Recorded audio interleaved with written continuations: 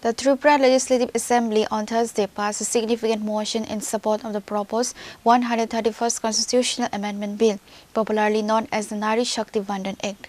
Despite fierce resistance from the opposition, the Treasury ventures utilized their majority to secure the motion's passage during a special one-day session.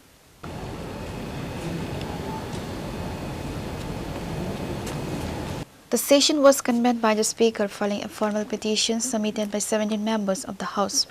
The petition urged the Assembly to call for a national consensus among all parliamentary parties to strengthen the constitutional rights of Indian women. Specifically, the motion requested the central government to initiate the delimitation process based on the 2011 census data immediately, expedite the 131st Constitutional Amendment to ensure one-third reservation for women in the Lok Sabha and state legislative assemblies. The day began on a solemn note as the House paid tribute to former Minister Kartik Kanya Debarma and legendary singer Asa Bhosle, who recently passed away. The leader of the opposition led the charge against the motion, clarifying that while he supports women's reservation in principle, he opposes the current framework of the bill. The opposition argued that although the Women's Reservation Bill was passed in 2023, it could have been implemented for the 2024 Lok Sabha elections but was delayed by a clause linking to it as a post-law census and subsequent delimitation. আমি এখানে একটি কথা বলতে চাই, মাননীয় chief whip মহোদয় এনেছেন ভালো কথা, কিন্তু আমার মনে হয় ছোটবেলায় দেখেছি চ্যারিটি বিগিনস অ্যাট হোম। 12 জন মন্ত্রী আছেন মুখ্যমন্ত্রী সমেত, আপনার অবস্থাটা দেখুন। একমাত্র ভরসা আমরা ছোটবেলায় দেখেছি সান্ত্বনা পুরস্কার, একমাত্র সান্ত্বনা চাকরি এটা বোধহয় আছেন এদিকে মেম্বার নাই। আমি যেটা এখানে বোধহয় ট্রেজারি ভেন্সে বোধহয় মহিলা মেম্বার নেই, বোধহয় সিপিএম পার্টির আইনসির বোধহয় মেম্বার, এরা বোধহয় ফিমেল বোধহয়। It should be deleted my time, যেটা নষ্ট করছেন উনি বারবার উঠে। আমি যেটা বলছি, কেন উত্তেজিত হচ্ছেন রতনবাবু, আমি যেটা বলছি, it is only the Congress একটা ইনস্টেন্স রেখেছেন নারী শক্তি বিকাশে। কংগ্রেস জানতেন আমাদের রাজীবজি পার্লামেন্টে বলেছেন লোকসভায় এবং রাজ্যসভায়। আর এই সংশোধন এই কারণেই করেছে, এই যে এখন অ্যাটেনশনটা বাড়বে, তাদেরকে ওখানে বসতেও আগের জায়গার মধ্যে সিট ছিল না। প্রধানমন্ত্রী যে আগে থেকে প্ল্যানিং, এটা এইরকম না, কিন্তু আগে থেকেই ওনার প্ল্যানিং আছে যে লোক সংখ্যা আমাদের, যে আমাদের বিএনপিদের লোক সংখ্যা বাড়াতে হবে, এর জন্য এগুলো করেছে। সন্ত্রাসবাদের সময় আপনারা সবসময় বিরোধিতা করেন। আপনারা তো যখন জিরো টলারেন্স নীতি, মানে আমাদের গৃহমন্ত্রীজি বললেন, কি বিষয় বলছিলেন, যে নকশালদের এত বছর ধরে আলোচনার জন্য তাদেরকে ডেকে তাদের সংশোধনী করা গেল না।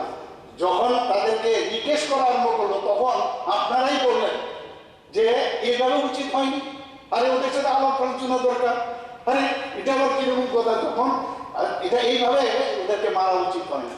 তো সবসময় আপনারা বিরোধিতা করেন, এখানে এয়ার স্ট্রাইকই হোক, সার্জিক্যাল স্ট্রাইকই হোক, অপারেশন সিন্দুরই হোক, সবটাকেই কিন্তু আপনারা বিরোধিতা করেন। আমাদের গোপালবাবু এখানে আছেন, আপনাদের যিনি রাহুলজি আছেন এখানে। তো রাহুলজি একবার বলছিলেন, আমি প্রায়শই কথাটা বলি, যে এই যে সার্জিক্যাল স্ট্রাইক বা এয়ার স্ট্রাইক হয়েছে তার প্রমাণ কি। তো একজন মিলিটারি অফিসার উনি বলছিলেন নেক্সট টাইম, উনি রিটায়ার করে গেছেন, উনি বলছিলেন নেক্সট টাইম এখন থেকে সার্জিক্যাল স্ট্রাইক বা এয়ার স্ট্রাইক বা অপারেশন সিন্দুরের মতো যদি অপারেশন হয়, ওনাকে নিয়ে যাবেন এবং নিয়ে ওখানে রেখে আসবেন, তাহলে প্রমাণ হবে।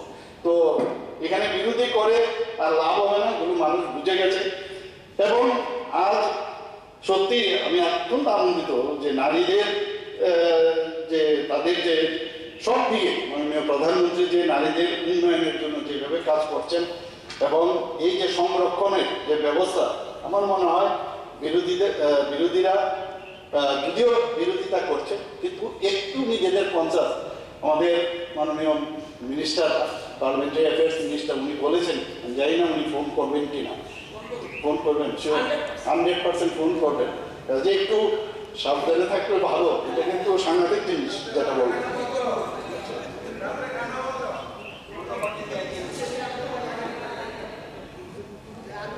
এখানে একটা জিনিস আমি আপনাদের এখানে আমি রাখি। বাবু আমাদের এলপি সাহেব বলেছিলেন যে 2001-এ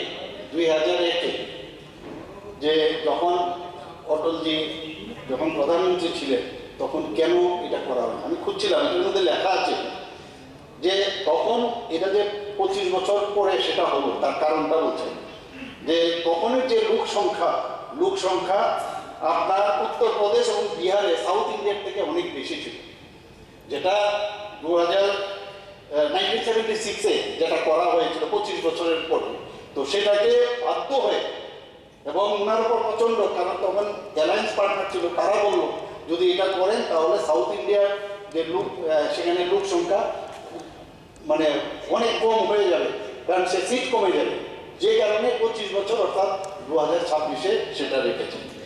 এখানে আপনারা এটাতে আপনারা সবাই জানেন, আবার আমার মনে হচ্ছে যে এটা না বললে নাই হয়, যে কোভিড প্যান্ডেমিক এই সময়েও যখন মাননীয় প্রধানমন্ত্রীজি বললেন যে আমাদের ভারতবর্ষের মধ্যেই আমাদের ইন্ডিজিনাস আমরা করোনা ভাইরাসের বিরুদ্ধে আমরা ভ্যাকসিন বের করলেন 8 থেকে 9 মাসের মধ্যে, তারপরও এটা নিয়ে কটাক্ষ সন্দেহ প্রকাশ, এবং কি বলেছেন মোদি ভ্যাকসিন, এটা এইরকম একটা অবস্থা হয়েছে, কোন ভালো কাজ করছেন এবং শুধু ভারতবর্ষের আমাদের সবাইকে বাঁচিয়েছেন না, 100 আরো নতুন কান্ট্রির কাছেও উনি পাঠিয়েছেন, 100-র উপরে, তো এইরকম কাজ করেছেন। কিন্তু আপনাদের কথা হচ্ছে এগুলো কটাক্ষ করতে হবে এবং সন্দেহ করাটা মানে বিরোধীদের কাজ, এবং বারবার ভাবছেন যে মানুষকে যদি বিভ্রান্ত করা যায় নেক্সট টাইম আপনারা জিতে যাবেন, কিন্তু হচ্ছে না, গ্রাফ কিন্তু উপরের দিকে যাচ্ছে।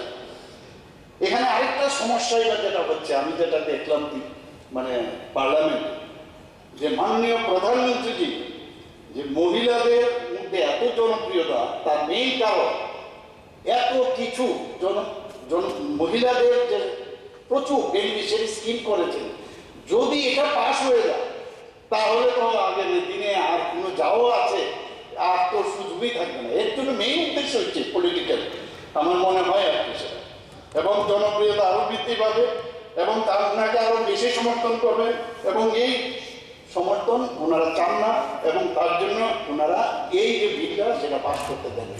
আমাদের এখান থেকে মোশন এসছে, আমরা প্রস্তাব পাঠাবো, যেটা আমার বক্তা বলেছেন, এখান থেকে ত্রিপুরার থেকে আমরা যদি এটা পাঠাই, এবং এতে করে আমরাও কেননা মোদিজিকে আমরা জানি যে এই ঘটনার পরে এই বিরোধিতা এটাকে পাস না করতে দেওয়াতে আমাদের সারা ভারতবর্ষের মহিলারা প্রচন্ড আক্রোশে ঢুকছে, কিন্তু এটা কিন্তু এমনিতে বুঝতে পারছেন না আপনারা, এবং এটা কিন্তু ভোটে একটা ফলাফল পাবে, এবং সেই কারণে এই আক্রোশের কারণে কিন্তু যে মানুষ মহিলারা তারা কিন্তু প্রধানমন্ত্রী নরেন্দ্র মোদীজির সাথে আরো বেশি ওনারা, আমরা যদি এই বিষয়ে ওনাকে যদি আরো শক্তিশালী করি, এখান থেকে যদি একটা ডিসিশন নিয়ে না আপনি যে কাজটা করেছেন সেটা সত্যি, তাহলে একটা এক্সট্রা মাইলেজ আমরা জানি আমাদের, উনি যেটা ডিসিশন নিয়েছেন বলছেন যে এটা তো পাস হয়নি, আর উনি কিছুদিন আগে আমি নিউজ পেপারে দেখছি পাস হবেই, পাস করাবেই, এবং নিশ্চিত সেটা পাস হবে। আমাদের এখান থেকে সামান্য আমাদের যে একটা মোশন সেটা আমরা পাঠাবো, এতে করে শক্তিশালী হবে, নারীদের প্রতি আমাদের আস্থা আরও বাড়বে এবং হওয়া উচিত, এবং এই যে আক্রোশ, সেই আক্রোশটার জন্যই আজকে এই বিধানসভার মধ্যে আলোচনা, এবং যতই উপহাস করুন, সমালোচনা করুন, যাই বাধা আদান করুন, কাজের কাজ কিচ্ছু হবে না। মহিলাদের যে বিভিন্ন সমস্যা একমাত্র যদি কেউ করে থাকে, আপনারা ভাবুন যে খোলা ময়দানে আগে মহিলারা সূর্যাস্তের সময় বসে থাকতো, কত টয়লেট যখন বানানো শুরু করলো তখন কত কথা, কত রকমের মাননীয় অধ্যক্ষ মহোদয় আপনি জানেন বিষয়গুলো, কিন্তু আজকে এইগুলো নিয়ে কি ব্যাপার, চুল্লি দেবে, চুল্লি ওনার মাকে দেখেছেন চুল্লি দিয়ে মানে আগুন জ্বালাতে, মানে রান্না করতে, সেই জায়গায় আজকে সেখানে রান্নার গ্যাসের চুলা দিচ্ছেন এখানে। তো এই যে বিভিন্ন মহিলাদের সমস্ত যেসব সুবিধা থাকা দরকার, লাখপতি দিদি বানানো ইত্যাদি যে বিষয়গুলো, এগুলো তো বুঝতে হবে, মহিলাদের নামে অনেক কিছু করছেন। তো এই কারণেই এইটা যদি হয়, এখন যদি রাজনৈতিক ফায়দা যদি দিয়ে দেই তাহলে তো বিপদ, তাহলে তো আর আমরা থাকতেই পারবো না। 33% রিজার্ভেশন, আরে বাপরে বাপ, এগুলো তো বিধানসভাতে হবে আবার পার্লামেন্টও হবে, তাহলে তো আমাদের বিপদ। তো সেই কারণে আপনারা ভয় পেয়েছেন এবং সেই কারণে আপনারা এই যে কৃতিত্বটা, কিন্তু এই কৃতিত্ব কিন্তু আপনারা যদি একটা কাজ করলে পারতেন, যদি সেটাকে আপনারা সমর্থন করতেন, তাহলে পার্টি হলো পার্টি যদি হতেন, তাহলেও কিন্তু আপনারা এই মহিলাদের একটা সমর্থন আপনারা পেতেন। আপনারা সেটা you are miss the train, আমার মনে হয় you are miss the train. এবং এই এই এই যে মোদীজির লক্ষ্য যে প্রকৃত মহিলাদের ক্ষমতায়ন, আমি নিশ্চিত যে আমাদের মা বোন ও কন্যাদের যে ঋণ কল্যাণ এবং তাদের যে উন্নয়ন, এবং মাননীয় প্রধানমন্ত্রীজি বারবার বলছেন যে তাদের যে অধিকার, এবং সেটা করবেন উনি, এবং আমরাও ওনার সাথে আছি। আজকে আজকে এটা কিন্তু রাজনীতির বিষয় নয়, কিন্তু এতদিন ধরে ওনারা যেভাবে ডিপ্রাইভ রয়েছেন, আমার মনে হয় এটা ভারত মাতা ও নারী শক্তির সেবায় একটি নীতিগত দৃষ্টিভঙ্গি। আমার হয়তো আজ মহিলা বিরোধী শক্তি সাময়িকভাবে বিলটা পাস হয়নি, কিন্তু মহিলাদের প্রতি সরকারের যে অঙ্গীকার, বিরোধীদের ক্ষমতার লালসার চেয়েও শক্তিশালী, that I can tell. Crore crore মহিলাদের আশীর্বাদে মোদীজি সঙ্গে রয়েছে এবং আগামী দিনও থাকবেন। আমরাও এর পার্ট এন্ড পার্সেল হয়েছি।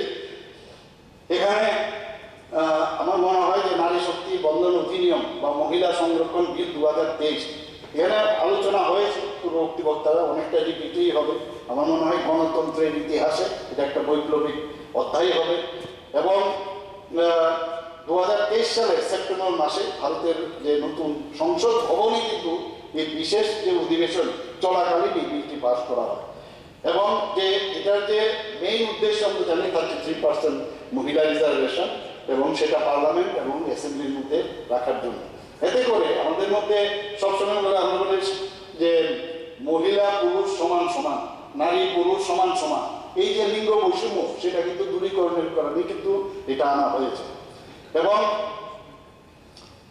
আমি একটু ইতিহাস হয়তো এখানে আলোচনা হয়েছে, অনেকে আলোচনা করছেন, 3 দশক ধরে, দীর্ঘ 3 দশক ধরে এই আইন পাশ করার জন্য চেষ্টা হয়েছে। 1996 সর্বপ্রথম এইচ.ডি. দেবগৌড়ার আমলে পেশ করা হয়েছিল, কিন্তু পাশ হয়নি। 1998 থেকে 2003 অটল বিহারী বাজপেয়ী ওনাকে বারবার এটা আনার চেষ্টা করেছেন, কিন্তু বারবার বিভিন্নভাবে বাধা দেওয়ার চেষ্টা, সে সমস্যা হয়নি। এবং 2010, আমি বলবো না যে আমাদের কংগ্রেসের সময় সেটা আনা হয়নি, 2010 মনমোহন সিং সরকারের সময় রাজ্যসভায় বিলটি পেশ করা হয়েছিল, কিন্তু সেখানে সমাজবাদী পার্টি এবং আরজেডি তারা মানে ভেহেমেন্টলি তারা অবজেকশন দিয়েছে, এবং আপনারা জানেন কেন দিয়েছে। এবং শেষ পর্যন্ত 2023 সালে মাননীয় অধ্যক্ষ মহোদয়, আমাদের মাননীয় প্রধানমন্ত্রী নরেন্দ্র মোদীজি নারী শক্তি বন্ধন অধিনিয়ম বিলটি লোকসভায় এবং রাজ্যসভায় বিপুল ভোটে পাশ করেছে। আমরাও অভিনন্দন দিয়েছি, আপনারাও দিয়েছেন। এখন সেই জায়গার মধ্যে কিচ্ছু না, খালি একটু সামনে এগিয়ে নিয়ে এসে সেটা পাশ করলে হতো। কেন আবার মাঝখানে আপনারা এটার এগেইনস্টে বলছেন? শুধু তাই নয়, এই যে নারী শক্তি বন্ধন অধিনিয়ম, এটা শুধু কিন্তু পার্লামেন্টে শুধু এটা সীমিত থাকবে না, এটার নিয়ম অনুসারে যে special constitutional status granted to the national capital territory, that is Delhi, সেখানেও কিন্তু এই দিল্লি বিধানসভার মধ্যেও কিন্তু একইভাবে সেটা সেখানে আসন সংরক্ষিত হবে।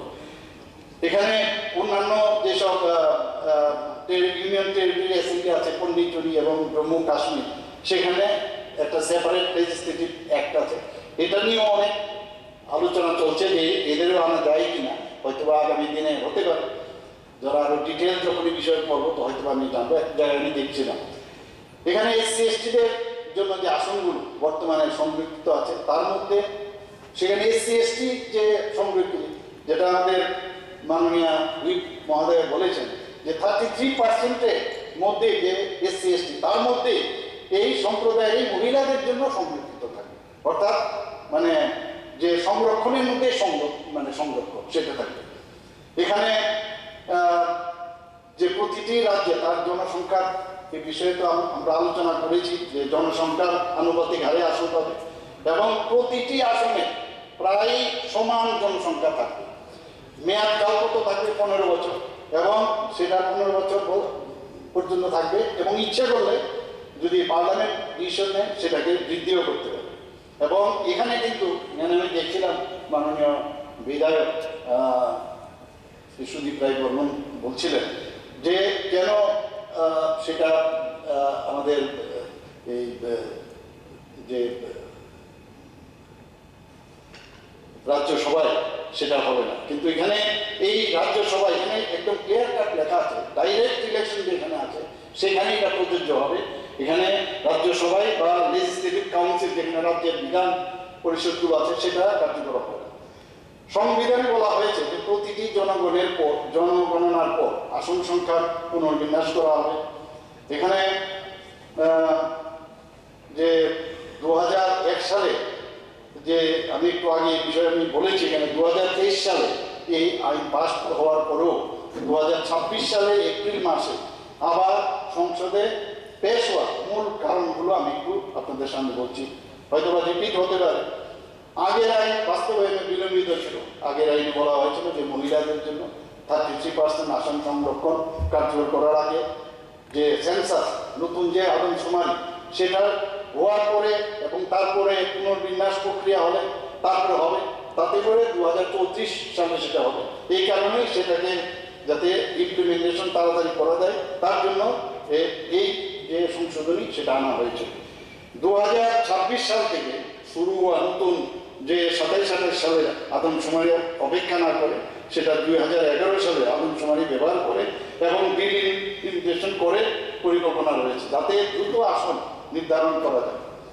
Chief Minister Dr. Manik Saha strongly defending the motion launched a scathing attack on the opposition coalition.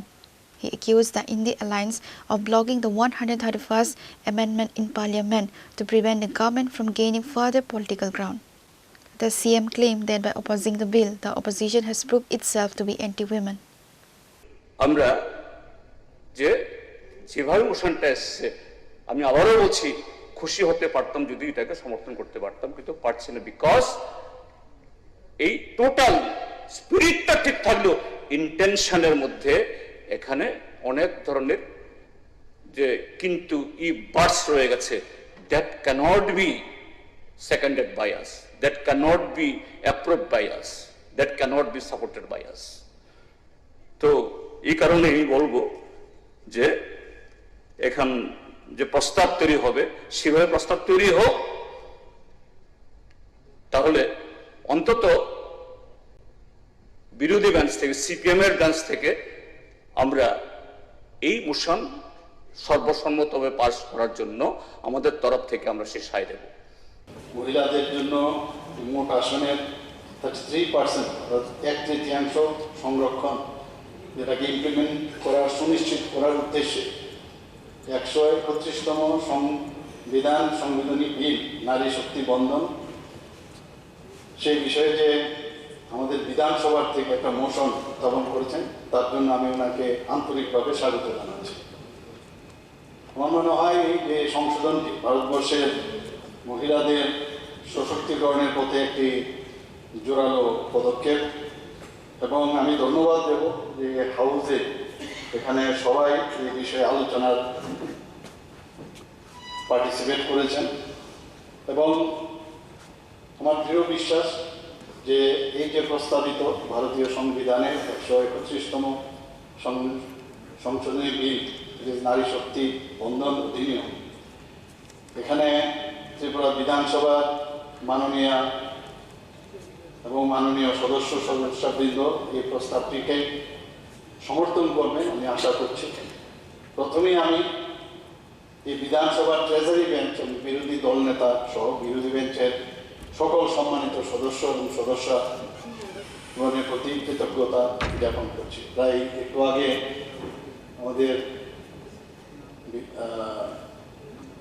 Parliamentary affairs minister already বলছিলেন প্রায় 17 জনের মতো এখানে আজকে এই বিষয়ে আলোচনা রেখেছেন, এবং আমি এখানে যখন ছিলাম ব্যক্তিগতভাবে এখানে আমি শুনেছি অনেক, আবার যখন ঘরেও গেছি সেখান থেকেও আমি মাইকের মাধ্যমে আমি শুনেছি এবং এর মধ্যে একটা জিনিস আমি দেখলাম, যারাই এখানে বক্তব্য রেখেছেন খুব কনস্ট্রাকটিভ ওয়েতে ওনারা সবাই বক্তব্য রেখেছেন।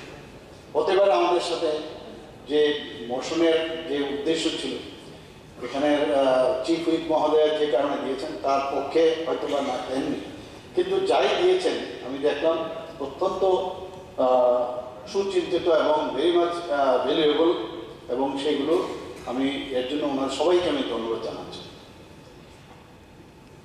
এখানে আমাদের কয়েকটা বিষয় তাই যা এখানে আলোচনা হয়েছে 17 জনের আলোচনার পরে একই বিষয়ে আলোচনা রাখা কিন্তু ভেরি ডিফিকাল্ট, কারণ মোটামুটি বিন্দু টু বিন্দু সবাই আলোচনা রেখেছে।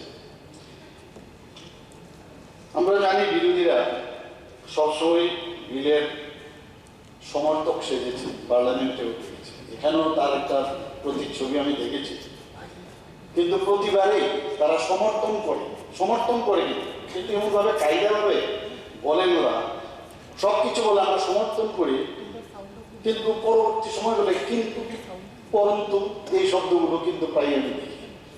কাজে এটা কোন ধরনের সমর্থন আমি বুঝি না। মহিলাদের সমর্থন করছেন কিন্তু এইভাবে না হয় ওইভাবে হতো, এই ধরনের তাদের যে প্রেজেন্টেশন, এটা মানুষ কিন্তু ত্রিপুরার মানুষ না, শুধু ভারতবর্ষের সব মানুষ, পার্লামেন্টে আমরা দেখেছি এটা বুঝেছে, এবং নানা রকম যে প্রযুক্তিগত অজুহাত তারা তুলেন এবং বিরোধিতা করাটাই যেগুলো একটা মোদি সরকারের বা ইন্ডি জোটের পক্ষে থেকে সবসময় মোদিজির যখনই কোনো বিল আনেন বা আমাদের এনডিএ সরকার যখন আনেন তার বিরোধিতা সবসময় করেন, এবং এটাও তার কিন্তু ব্যতিক্রম।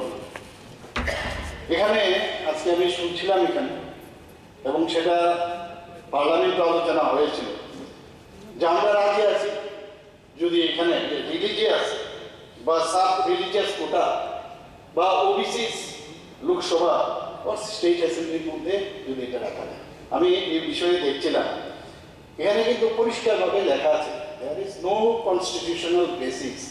এখানে কনস্টিটিউশনই রাইট দেয় না যে এখানে রিলিজিয়াসের উপর ভিত্তি করে এখানে সাব রিলিজিয়াস কোটা ওবিসিদের জন্য কোনো, এর জন্য প্রচুর প্রায় 30 বছর ধরে প্রচুর আলোচনা হয়েছে, কিন্তু কোনো অবস্থায় এর জন্যই কিন্তু পিছিয়ে গেছে। এবং আমি কয়েকটা ডাটা আপনাদের সামনে তুলে ধরছি, দেখুন এই যে বিলকে নিয়ে কত রকমের কথা কি বলা হয়েছে। বলেছে যে যদি এই রিজার্ভেশন হয় তাহলে সাউথ এবং নর্থ ইস্টার্ন রিজিয়নে সিট কমে যাবে, এটা বলা হয়েছে। এবং আলোচনা যখন পার্লামেন্টে হচ্ছিল এখানেও অনেকে চেষ্টা করেছে এই ধরনের কাজ করার জন্য, কিন্তু এই যে মিসকনসেপশন তার রিয়েলিটিটা কি, delimitation is population based not region basis. পপুলেশনের উপর ভিত্তি করে এটা এই যে এখানে কোনো যে সাউথের কমে যাবে নর্থ ইস্টের কমে যাবে এইভাবে কিন্তু মিসকনসেপশন বিরোধী পক্ষ থেকে সেটা চেষ্টা করেছিল বিভ্রান্ত করা। আরেকটা মিসকনসেপশন সেটা কি government intended to alter the structural framework, কিন্তু রিয়েলিটিটা কি, this is a constitutional process, the sole objective is women's reservation. কাজে এখানে স্ট্রাকচার চেঞ্জ করার কোনো বিষয় নেই। 3 নম্বর হচ্ছে মিসকনসেপশন যেটা ক্রিয়েট করা হয়েছে বিরোধীদের তরফ থেকে, the bill is futile without a caste census. Caste census যে বিষয়টা নিয়ে আমরা কথা বলছি, যে সেন্সাস বলছে the bill is futile without a caste census, কিন্তু this is a law concerning women's representation. Caste is a separate subject, caste কিন্তু আলাদা সাবজেক্ট। আমার মনে হয় এই বিষয়ে আমার পূর্ববর্তী বক্তা বলেছেন।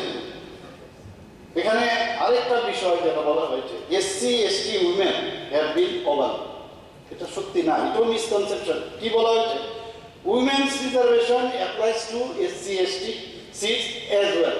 কাজে এই জায়গার মধ্যে এরকমটা না। আরেকটা জিনিস যেটা এখানে রাখা হয়েছে সেটা হচ্ছে যে সাউদার্ন স্টেটসের মধ্যে একটা মিথ তৈরি করা হয়েছে। কি বলেছে যে সাউদার্ন স্টেটে সিট কিন্তু অনেক কমে যাবে এরকম, কিন্তু বারবার আমাদের মাননীয় প্রধানমন্ত্রী, আমাদের মাননীয় গৃহমন্ত্রী এবং অন্যান্য এনডিএর যারা নেতৃবৃন্দরা আছেন পার্লামেন্টে আমি দেখছিলাম, ওনারা কিন্তু এই বিষয়ে বারবার উইথ কনফিডেন্স বলছিলেন যে কোনো অবস্থায় কোনো জায়গায় সিট কমবে না, এটা আমার কাছে একটা ডাটা আছে, current Lok Sabha seat for example কর্ণাটকে 28, এখন বর্তমানে 28, এবং সেখানে 5.15% অফ 543 যদি আমরা দেখি, এবং পোস্ট যদি ডিলিমিটেশন হয় যেখানে 28টা ছিল সেটা হয়ে যাবে 42, অর্থাৎ পোস্ট ডিলিমিটেশনের কত পার্সেন্টেজ বাড়বে? 5.15%।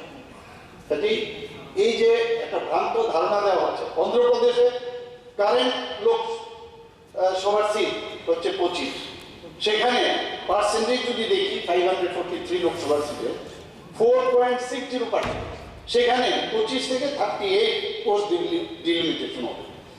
কিভাবে যে এই ধরনের ভ্রান্ত ধারণা তৈরি হয় তার বিষয়ে আমি এখানে বলছি, যেটা ভুল একটা কনসেপ্ট করে মানুষকে বিভ্রান্ত করার চেষ্টা করে, এবং 4.65%, আগে ছিল 4.60%, সেখানে 4.65%।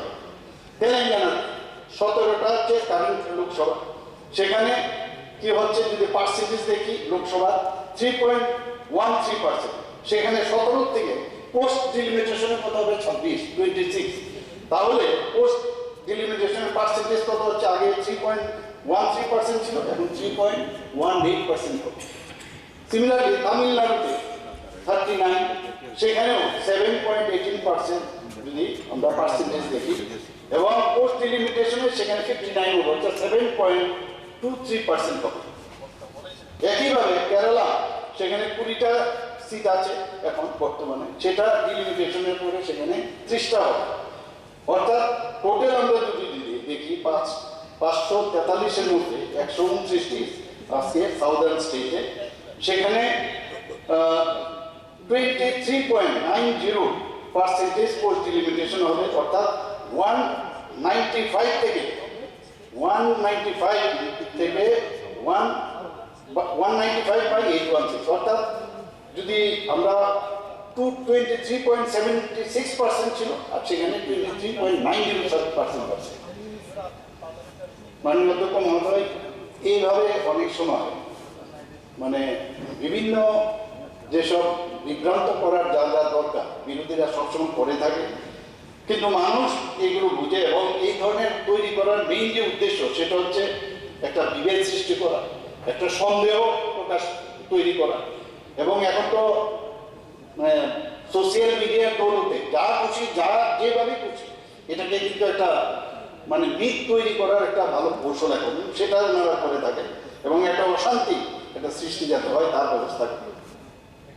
এখানে বিরোধীরা বলতে আমি হিন্দি জোট, বিশেষ করে যারা কংগ্রেস আছেন এবং অন্যান্য যারা এখানে আমাদের এলওপি সাহেব বলছিলেন যে ভোটের একটা সংখ্যা দিচ্ছিলেন উনি, যে শুধু অন্যান্য যেসব ছোটো ছোটো পার্টি আছে তারাও এইবার মানে এটার ফেভারে, এইবার বিলের ফেভারে ভোট দেয়নি, সে দিয়ে ওরা দেয়নি সেটা পরের কথা, কিন্তু আমাদের যে সংখ্যা সেই সংখ্যায় কিন্তু আমরা মাননীয় প্রধানমন্ত্রী বারবার অনুরোধ করেছেন, আমাদের হোম মিনিস্টার সাহেব এবং অন্যান্যরা সবসময় যে এই সুযোগ আপনারা পাবেন না, এটা অলরেডি 2023-এ যেহেতু পাস হয়েছে, এটা স্লাইটলি আর অ্যামেন্ডমেন্ট হবে না, অ্যামেন্ডমেন্ট তো এরকম বেআইনি কিছু না, অ্যামেন্ডমেন্ট তো হতেই পারে, একটা জিনিস করলো তারপর দেখা গেল, যেটা আমাদের জিতেনবাবু বলছিলেন মাননীয় এলওপি সাহেব, যে তখন কেন করা হলো, এখন তাহলে তো অ্যামেন্ডমেন্ট থাকতো না, কোনো জিনিস হলে তারপর যখন বাস্তবতার ক্ষেত্রে যখন দেখা যায় এটাকে যদি ইমপ্লিমেন্ট করতে হয়